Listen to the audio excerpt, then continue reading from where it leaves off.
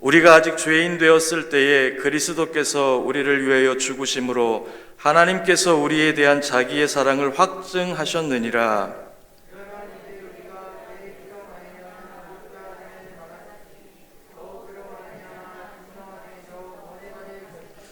곧 우리가 원수 되었을 때에 그의 아들의 죽으심으로 말미암아 하나님과 화목하게 되었은즉 화목하게 된 자로서 더욱 그의 살아나심으로 말미암아 구원을 받을 것이니라. 그뿐 아니라 이제 우리로 화목하게 하신 우리 주 예수 그리스도로 말미암아 하나님 안에서 또한 즐거워하느니라. 아멘. 주일 오후 말씀의 자리, 은혜의 자리에 나오신 우리 믿음의 성도님들을 사랑하고 축복합니다. 오늘 우리가 읽은 본문 로마서 5장의 말씀은 우리가 하나님의 아들 예수 그리스도로 인해 누리게 된 삶에 대해서 말씀하고 있습니다. 여기서 중요한 것은 우리가 예수 그리스도로 인해 새로운 존재가 시작되었다는 것입니다.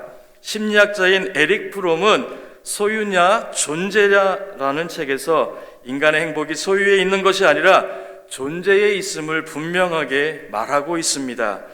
이 말은 내가 무엇을 소유하느냐에 있느냐가 아니라 나라는 사람이 어떤 존재인가에 의해 행복이 결정된다라고 책은 기록하고 있습니다.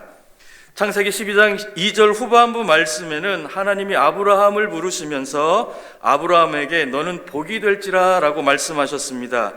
이 말씀은 아브라함이 복을 소유하는 것이 아니라 아브라함 자체가 복의 존재라는 것입니다. 창세기 39장의 말씀에도 우리가 너무나 잘 알고 있는 요셉에 관한 말씀이 등장합니다. 요셉도 마찬가지였습니다. 그의 주인 보디발의 집과 모든 소유의 복을 주셨다는 것을 우리는 말씀을 통해 알 수 있습니다. 요셉 역시 하나님의 축복의 통로였습니다. 하나님은 이 땅을 살아가는 저와 여러분에게 아브라함처럼 요셉처럼 복된 존재로 살아가기를 원하고 계십니다. 그런데 우리가 살고 있는 이 시대의 현실은 그렇지 못합니다. 왜 우리가 하나님께서 주신 행복과 기쁨을 잃어버렸습니까? 라는 질문을 던진다면 그것은 바로 우리의 죄 때문입니다. 우리가 평안, 기쁨, 감사, 소망을 잃어버린 것은 하나님과의 관계가 파괴되어져 버렸기 때문입니다. 우리의 삶의 모든 것을 깨어지게 만든 가장 근본적인 것에는 바로 죄의 문제가 있었고 그 죄는 하나님과의 관계를 깨트려 버렸다는 것입니다. 그리스 로마 시대의 철학자였던 아리스토텔레스는 인간을 사회적 동물이라 이야기합니다. 이 말뜻은 인간은 누군가의 관계를 맺고 살아가는 존재라는 것입니다. 그러므로 인간은 좋은 관계 속에서 살아가야 합니다. 좋은 관계는 우리로 하여금 즐겁고 열심히 일할 수 있도록 그리고 하나님 말씀 가운데 행복을 누릴 수 있도록 우리를 붙잡아주는 역할을 합니다. 그러나 반대로 관계가 좋지 않으면 행복하지 않다는 것을 우리는 현실 사회 속에서 깨달아야 합니다. 2014년도에 종편 방송에서 직장 생활의 애환을 그린 드라마 하나가 주목받았습니다. 웹툰의 원작이었던 미생이라고 하는 드라마입니다. 이 드라마의 내용은 이렇습니다. 한 청년이 자신의 꿈이었던 프로바둑 입단에 실패한 후에 어느 회사에 입사해서 직장 간의 동료들 간에 희노애락을 그렸던 드라마였습니다. 많은 사람들, 특히 젊은 직장인들 사이에서 많은 인기를 불러일으켰던 드라마였습니다. 이것이 바로 우리가 살고 있었던 현재의 모습이 아닌가 저는 그렇게 생각합니다. 그러면 이 모든 관계를 풀어가는 가장 중요한 열쇠는 무엇이라고 생각하십니까? 그것은 바로 하나님과의 관계입니다. 관계의 첫 단추는 먼저 하나님과의 관계를 회복하는 데에 있습니다. 그래서 하나님과의 관계를 회복하기 위해 예수 그리스도를 보내주셨습니다. 그러면 하나님의 아들 예수 그리스도로 말미암아 우리에게 이루어진 일이 무엇인지 오늘 본문 말씀을 통해 생각해 보고자 합니다. 첫째, 우리를 향한 하나님의 사랑을 확증하셨습니다. 8절 말씀입니다. 우리가 아직 죄인 되었을 때에 그리스도께서 우리를 위하여 죽으심으로 하나님께서 우리에 대한 자기의 사랑을 확증하셨느니라. 아멘. 인간의 사랑은 영원하지 않습니다. 변하는 것이 인간의 사랑입니다. 왜냐하면 인간의 사랑은 조건을 통해 이루어진 사랑이기 때문에 그렇습니다. 결혼할 때 모두가 상대방의 조건을 보고 결혼합니다. 그러므로 사랑도 따지고 보면 조건으로 이루어진 결과물이라고 할 수 있습니다. 결혼식 날 신랑과 신부가 모든 하객들 앞에서 서약합니다.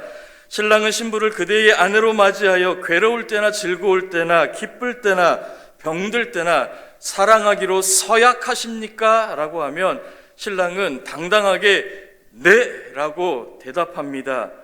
동일하게 이 질문을 신부에게도 합니다. 신부 역시 동일하게 같은 대답으로 네! 라고 표현합니다.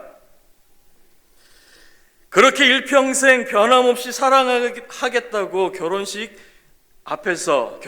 앞에서 서약했던 이 부부들도 헤어질 때 보면 서로의 추악한 모습을 드러내고 서로가 갈라지는 모습을 보게 됩니다. 서로 갈등하고 성격 차이로 싸우고 내가 기대했던 남편의 상이 아니고 내가 기대했던 아내의 상이 아니라는 이유만으로 서로의 성격 차이로 갈라지게 되는 것을 볼 수 있습니다. 조건이 잘못되어졌다는 것입니다. 내가 생각하고 내가 기대했던 조건이 아니라는 것입니다. 바로 이것이 인간적인 사랑입니다. 인간의 사랑은 가변적입니다. 그러나 우리 하나님의 사랑은 불가변적인 사랑입니다. 하나님은 우리가 사랑받을 자격이 없는 것을 아시고 그 아들 독생자 예수 그리스도를 십자가에 죽게 하심으로 우리에 대한 사랑을 확증하게 만들어주신 그 은혜의 말씀이 오늘 8절 말씀에 있습니다. 8절 말씀을 다시 한번 보면 우리가 아직 죄인 되었을 때에 그리스도께서 우리를 위하여 죽으심으로 하나님께서 우리에 대한 자기의 사랑을 확증하셨느니라. 아예 못 박아 두셨다는 것입니다. 하나님은 우리를 향해 일방적으로 사랑하셨습니다. 우리를 사랑하시기로 작정하셨다는 말씀입니다.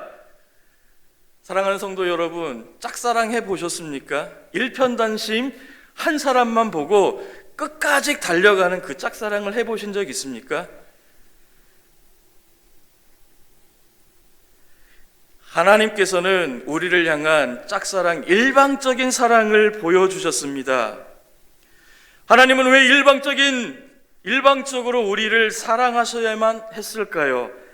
그 답을 굳이 찾아본다면 우리가 사랑받을 만한 자격 조건이 전혀 없음에도 불구하고 우리의 죄성은 우리로 하여금 하나님께 나아가는 것이 아니라 계속해서 세상적인 달콤함에 유혹하고 세상적인 욕심과 욕망에 사로잡혀 있기 때문입니다. 그러므로 하나님은 우리의 이런 연약함을 아시고 아무런 조건 없이 일방적으로 저와 여러분들을 사랑해 주셨습니다.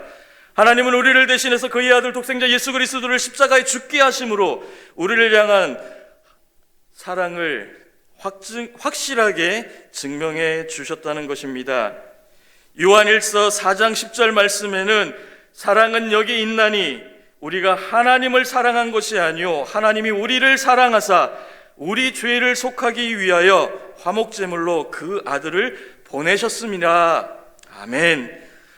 사랑은 말이 아닌 행동으로 나타날 때 완성되어집니다. 하나님은 우리가 죄인이었을 때 그 아들 예수 그리스도로 말미암아 우리를 향한 하나님 아버지의 사랑을 확증시켜 주셨습니다.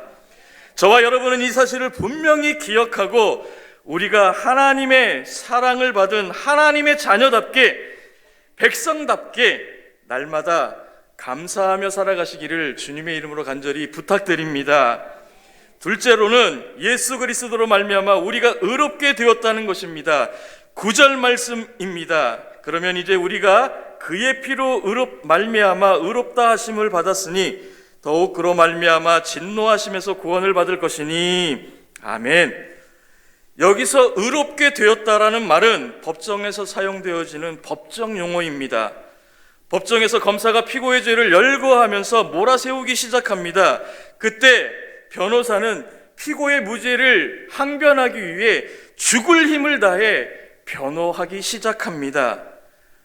판사는 양쪽의 치열한 공방을 다 듣고 난 다음에 피고에게 선고를 내리게 되는데, 판사가 피고에게 무죄라고 선고하면 피해자는 자신의 죄에서 완전히 해방되었다는 것이 의롭다라는 것입니다. 우리 인간은 원래 죄인입니다. 그런데 하나님은 예수 그리스도를 통하여 그의 십자가의 구속의 피로 말미암아 우리를 의롭게 인쳐 주셨습니다. 그동안 우리를 짓누르는 모든 죄의 속박 가운데에서 자유를 주셨습니다. 로마서 8장 1절과 2절 말씀을 분명하게 우리들에게 권면하고 말씀하고 있습니다. 그러므로 이제 그리스도 예수 안에 있는 자에게는 결코 정죄함이 없나니 이는 그리스도 예수 안에 있는 생명의 성령의 법이 죄와 사망의 법에서 너를 해방하였습니다. 아멘. 한 아이가 방학이 되어서 할머니 집에 놀러 왔습니다. 이 아이는 마땅히 할머니 집에서 놀 만한 것이 없어서 새총을 가지고 놀았습니다. 한 번은 할머니가 키우는 닭을 표적 삼아 재미 삼아 새총을 당겼습니다. 그런데 이 아이가 명사수였습니다. 새총을 당기고 날아가는 그 구슬에 닭이 정확하게 정수리에 맞아 즉사했습니다. 죽었습니다. 이제 할머니가 알면 혼나겠다라는 근심 걱정이 이 아이 마음속에 가득 차 있었습니다. 그리고 주위를 둘러보기 시작합니다. 그리고 아무도 보지 않은 것 같은 상황 속에서 이 아이는 자신의 일을 모르게 처리하기 시작합니다. 죽은 닭을 아무도 모르게 산에 갖다 묻고 아무도 모를 거라고 생각하고 있었는데, 그 광경을 저 멀찍이서 지켜보던 자기의 여동생이 있었습니다. 저녁밥을 먹고 이 아이가 쉬고 있는데 동생이 오빠를 부릅니다. 오빠, 할머니가 나에게 설거지를 시켰는데 나 하기 싫어. 오빠가 설거지 대신해 라고 이야기를 합니다.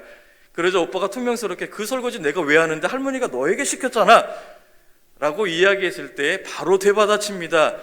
오빠, 내가 낮에 있었던 일 모두 다 할머니한테 이야기한다. 이 아이의 방학 생활은 그때부터 이제 곤욕이 시작됩니다. 이 여동생의 말을 들어 설거지를 하기 시작합니다. 하루가 지나고 이틀이 지나고 시간이 지날수록 곤욕입니다. 여동생이 언제 할머니에게 말을 할까라고 생각했기 때문입니다. 그런데 이 동생은 설거지만 시키는 것이 아니라 할머니가 자기에게 시켰던 모든 일을 오빠에게 다 시켰습니다. 하다 못한 오빠가 마음을 먹습니다. 내가 닭을 죽인 것을 할머니에게 이야기하겠노라고. 그리고 그날 저녁 할머니에게 찾아가 이야기합니다. 할머니, 사실은 제가 새총을 쏴서 할머니가 소중하게 기르는 닭을 제가 죽였습니다 라고 솔직하게 이야기했습니다. 그 이야기를 들은 할머니가 사랑하는 손자에게 이야기합니다. 걱정하지 마라. 이미 모든 것을 다 알고 있었다. 내가 너를 용서해 줄게 라고 이야기합니다. 이 사실을 까맣게 모르고 있던 여동생은 그날 저녁 또 열심히 맛있는 밥을 먹고 자기에게 돌아올 설거지와 모든 일을 또 오빠에게 시킵니다. 그러자 오빠는 이렇게 얘기합니다. 나 설거지 안 해. 왜요? 할머니에게 무엇을 받았습니까? 용서를 받았기 때문에 내가 이제는 더 이상 너의 말을 들을 필요가 없다라고 이야기합니다. 바로 이것이 의롭게 된 자의 모습입니다. 사랑하는 성도 여러분, 우리는 예수 그리스도 십자가의 보혈의 피로 말미암아 죄 용서함을 받았습니다. 또한 의롭다함을 받았습니다. 그러므로 이제 죄의 속박에서 해방되어 그리스도 안에서 자유를 누리며 살아가는 하나님의 거룩한 백성들이 되시기를 간절히 소망합니다. 셋째로는 예수 그리스도로 말미암아 하나님과 화목이 이루어졌다는 사실입니다. 오늘 본문 10절 말씀은 우리들에게 이렇게 말씀합니다. 곧 우리가 원수 되었을 때에 그의 아들의 죽으심으로 말미암아 하나님과 화목하게 되었은즉 화목하게 된 자로서 더욱 그의 살아나심으로 말미암아 구원을 받은 것이니라. 아멘. 죄라는 것은 우리의 모든 관계를 끊어버립니다.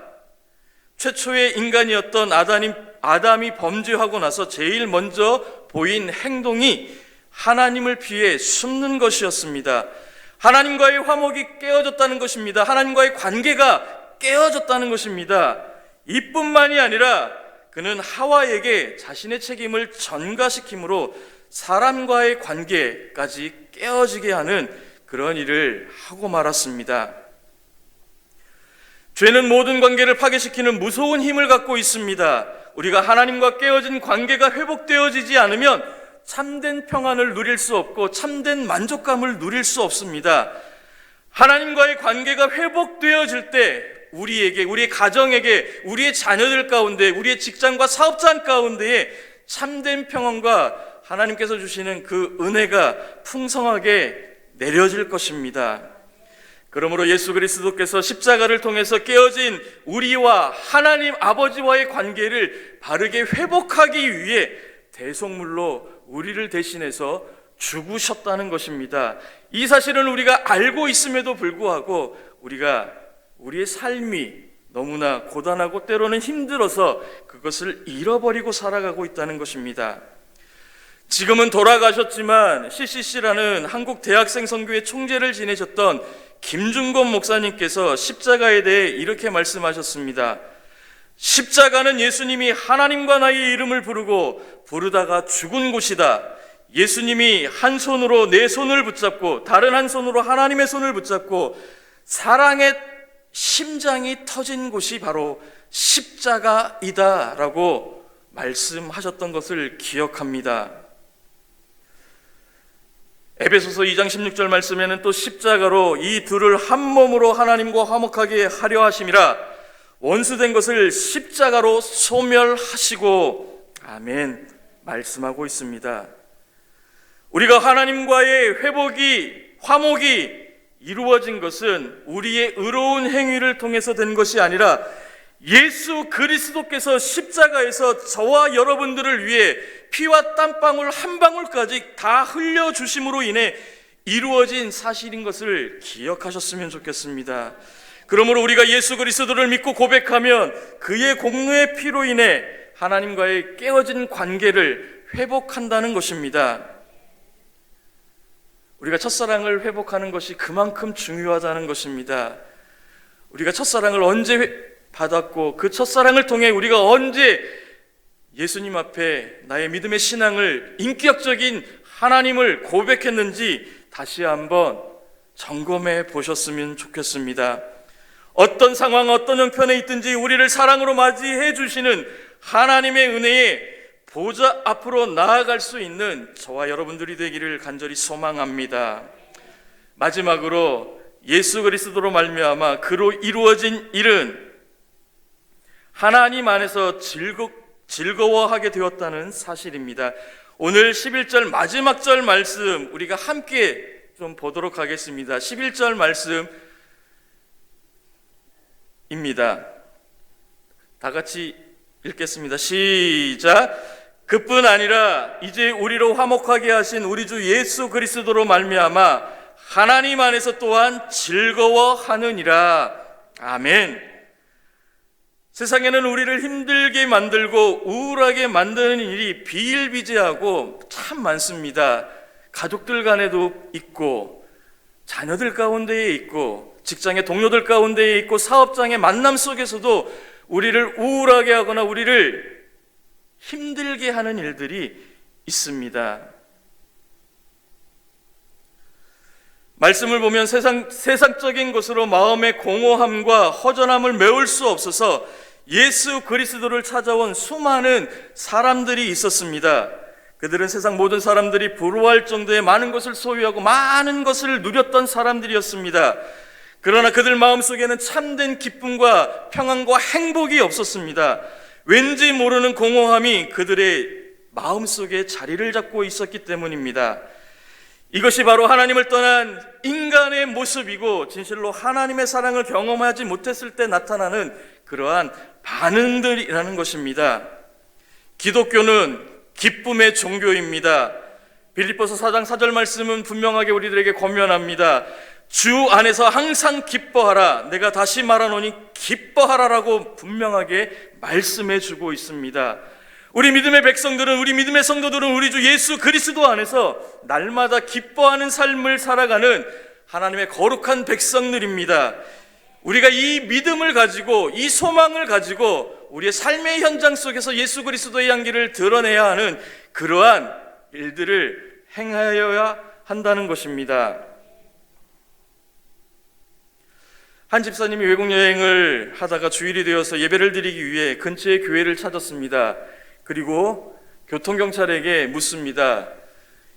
이 주변에 수많은 교회가 있는데 내가 예배를 드릴 교회를 한 곳 선정해 주시면 그곳에 가서 예배를 드리겠습니다 라고 이야기합니다. 그러자 수많은 교회 중에 가장 끄트머리에 있고 가장 초라하고 보잘것없는 교회를 교통경찰이 손으로 지목합니다. 집사님은 그 교통경찰의 말대로 그 가장 허름하고 보잘것없는 교회에서 예배를 드리고 나왔습니다. 그리고 예배를 드리고 나오는 순간 집사님의 얼굴에는 웃음과 행복감이 묻어났습니다. 돌아오는 길에 교통경찰이 그 자리에 있습니다. 그리고 집사님은 교통경찰에게 묻습니다. 당신이 알려준 대로 교회에 가보니까 그 교회에는 행복이 넘치고 사랑이 넘치고 예수 그리스도의 십자가에 은혜가 넘치는 교회였습니다. 이렇게 이야기했습니다. 사랑하는 성도 여러분, 우리는 하나님의 아들 예수 그리스도를 인해 구원받았습니다.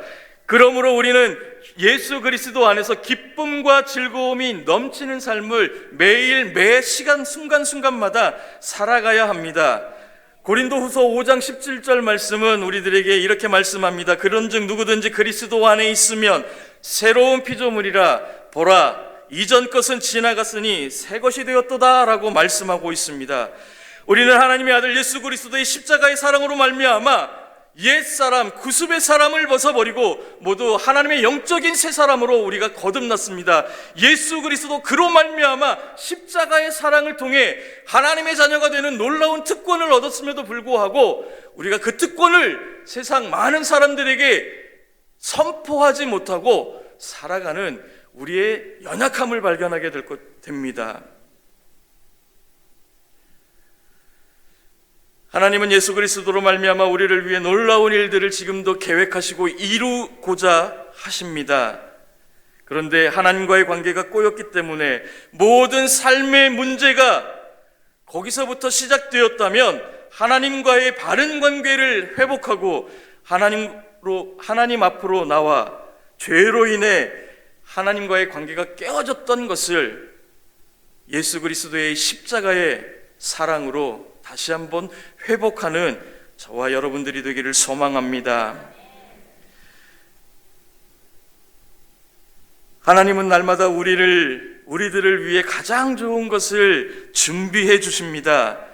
언제나 나와 함께 하시고 언제나 우리 가족과 함께 하시고, 아니 우리 일산 명성교회 모든 믿음의 성도들과 함께 하시고, 우리 직장 가운데 우리 삶의 현장 터전 가운데 가장 좋은 것을 준비해 주시는 분이십니다. 언제나 나와 함께 하시고 나를 위해 지금도 우리의 머리털까지 세시는 그 하나님께서 지금도 일하고 계신다는 사실을 저와 여러분들은 믿음으로 받아 누리고 아멘으로 그것을 고백하시는 성도님들이 되셨으면 좋겠습니다. 오늘 우리가 예수 그리스도로 인한 그로 말미암아 하나님의 사랑을 깨닫게 되었고 하나님께서 주시는 기쁨과 즐거움을 누리는 그러한 삶을 살아갈 수 있는 축복의 통로가 되시는 우리 믿음의 귀한 일산 명성교회 하나님의 거룩한 백성들이 되시기를 주님의 이름으로 간절히 소망합니다. 함께 기도하겠습니다.